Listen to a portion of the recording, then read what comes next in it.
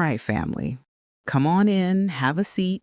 We need to have a real talk because the level of foolishness, what's coming out of the headlines today, it has graduated to a terrifying level of dangerous.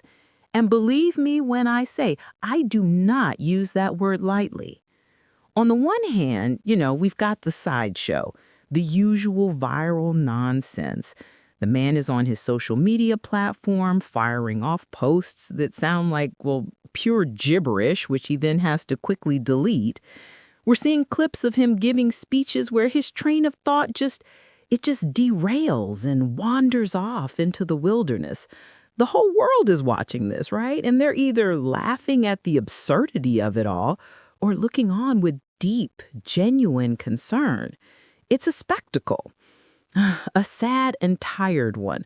But then, lowering my voice, then you have to look at what's in his other hand.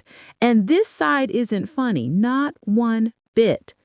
At the very same time that people are questioning if he can even string a coherent sentence together, he uses that same platform to announce that he has instructed the Pentagon, the Department of War as he called it, to, quote, immediately restart the testing of nuclear weapons? Let me just let that hang in the air for a second. Nuclear weapons testing. Now, for those who don't know, the United States has not done this since 1992. For more than 30 years, there has been a global understanding that we do not play with that kind of fire in the open. And why? Incredulous, because it's the fastest way to start a new nuclear arms race, to terrify our allies, and to provoke our enemies into doing something reckless.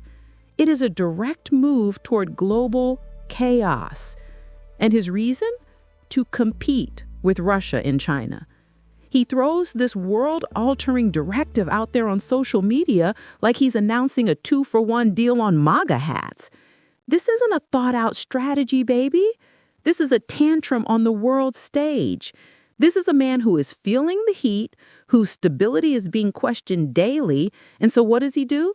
He decides to rattle the biggest cage he can find to remind everyone he can still burn the whole world down if he feels like it. This right here, this is where chaos meets crisis. The chaos is the unpredictable, the erratic behavior we see every day. The crisis is the immense, terrifying power that he still holds. And don't you let anyone, anyone tell you to separate the two. The gibberish posts and the nuclear threats, they are not separate issues. They are springing from the exact same poisoned well, the same unstable foundation.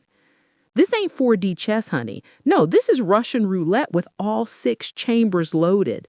He's not projecting strength. He's projecting desperation. He's a child holding a blowtorch, and we, the people, are living in the wooden house he's threatening to set ablaze. We cannot afford to get numb to this. We can't just, shrug our shoulders and say, oh, that's just him being him. No.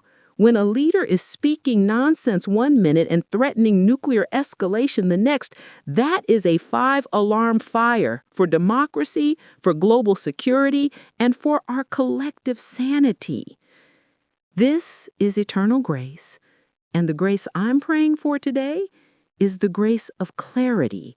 The clarity for all of us to see exactly what this is, a desperate gambit from a cornered man who has always been willing to risk everyone and everything to save himself. Now, here's a question I'd like you to think about until we meet again. In a world where the loudest voices are so often the most reckless, what is your responsibility to amplify the voice of reason?